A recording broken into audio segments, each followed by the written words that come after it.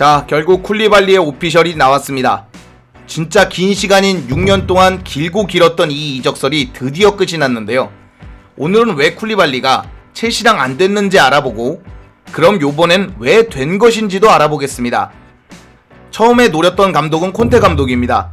콘테 감독이 첼시로 부임한 16-17 시즌은 반다이크, 쿨리발리를 계속 노려왔거든요. 이유는 간단합니다. 당시 첼시는 분위기가 처참한 상태였고, 특히 수비는 테리가 더 이상 예전 같지 않다는 걸 느낀 상황이었습니다.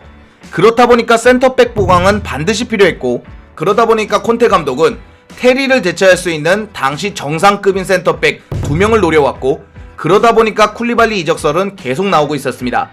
당시에는 구체적인 금액과 협상 기록이 남아있는데요. 당시에 거론됐던 금액은 6천만 파운드, 현재 한화로 930억입니다. 뭐 할 말이 없네요.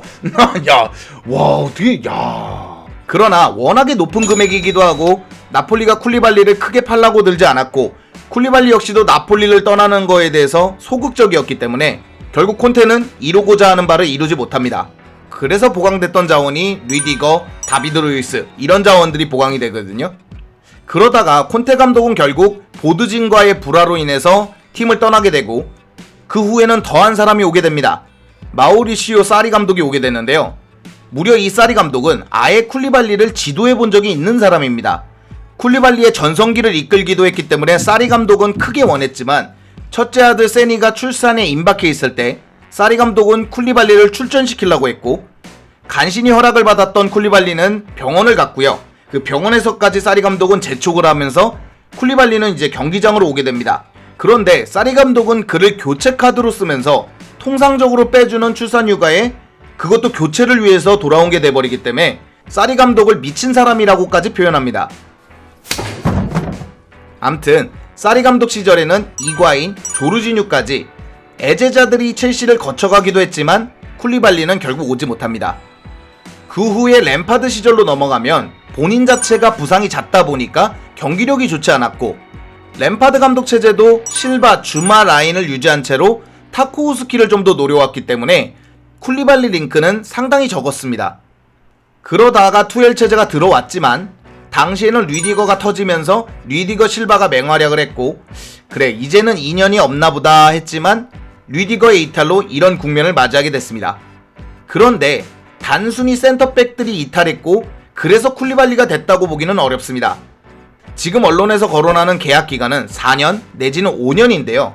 이건 마리나 그라노브스카이아가 있었다면 일어나기 어려운 일입니다. 마리나는 30대에게 길어야 3년, 그것도 2년 플러스 1년을 제시하는 그런 분이었습니다. 그렇다 보니까 예전에는 더 빡빡하게 1년 내지는 1년 플러스 1년밖에 안 됐거든요. 그러다 보니까 30살 선수들은 오지 않거나 있는 30살 선수들은 떠나갔습니다. 그런데 주급도 대폭 올려주면서 단연 계약을 이뤄낼 수 있었던 건 마리나가 떠나고 볼리가 들어왔기 때문에 그렇습니다. 만약에 마리나가 존재한 상황이었다면 센터백의 공백은 쿤데로 메꿨을 겁니다.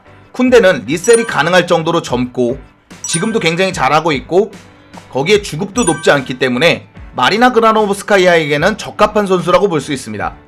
그래서 이번에 쿨리발리 딜이 빠르게 성사된 건 마리나 체제, 더 나아가 로만 체제의 마무리라고 볼 수 있습니다.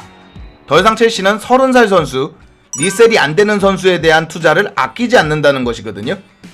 물론 이게 단점이 될 수도 있습니다. 리셀이 되지 않는다는 건 잉여 자원을 남길 수 있는 불안감이 있기 때문에 문제가 될 수도 있지만, 스털링, 쿨리발리, 아케 등 리셀이 어렵고 큰 금액이 들어가더라도 필요하다면 투자하는 첼시가 된 것입니다. 자, 쿨리발리 같은 경우에는 이제 메디컬 테스트를 끝내고 LA로 넘어가서 오피셜, 그러니까 스털링과 같은 방식으로 오피셜을 띄울 것 같은데요. 쿨리발리 같은 경우에는 굉장히 좋은 영입이라고 생각을 합니다. 센터백이 필요했고, 센터백에 나이는 91년생으로 조금 많지만 정상급 센터백을 데리고 와야 된다는 의견들이 있었거든요. 그런 의견에 부합하는 선수라고 볼 수 있습니다. 길고 길었던 쿨리발리의 이적설은 이렇게 마무리가 됐습니다. 앞으로 아케, 킴펜베 이런 센터백들 얘기가 계속 나오고 있기 때문에 더 자세한 얘기는 더 구체적인 내용이 나오면 전해드리도록 하겠습니다. 오늘 영상은 여기까지고요. 즐겁거나 유익하셨거나 도움이 되셨다면 당신의 구독을 기다리겠습니다. 감사합니다.